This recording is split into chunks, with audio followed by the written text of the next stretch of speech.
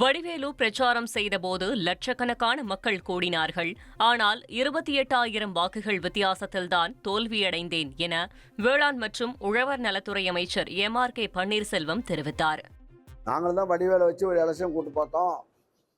வடிவேலை வந்தால் போல நான் தான் அப்போ தான் 28,000 ஓட்டை தான் தோத்தேன். எம்ஜிஆருக்கு தான் மரத்தில் தொங்குனாங்க. ஆனால் வடிவேலை வந்தப்போ அவ்வளோ தொங்குன காட்சியை நான் அப்போ தான் பார்த்தேன்.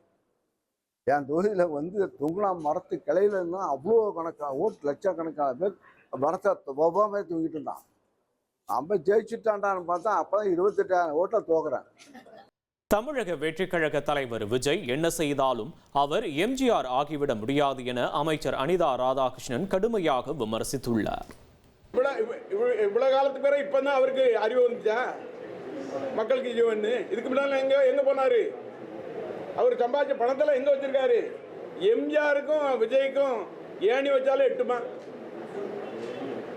எம்ஜிஆர் திராவிட முன்னேற்ற கழகத்தினுடைய பொருளாளர், திராவிட முன்னேற்ற அண்ணாவுடைய வழிகாட்டில் வாழ்ந்தவர், கலைஞரோடு இருந்தவர், அது மட்டுமல்ல மக்களோடு மக்களாக இருந்தவர், தான் சம்பாதித்த பணத்தை எல்லாம் ஏழைகளுக்கு வழங்கியவர்.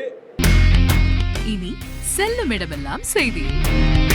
தந்தை டிவியின் வாட்ஸ்அப் சேனலை ஃபாலோ பண்ணினா செல்ல இருக்கும் இடமெல்லாம் செய்தி. இதோ QR கோட் இப்பவே ஸ்கேன் பண்ணுங்க, ஃபாலோ பண்ணுங்க.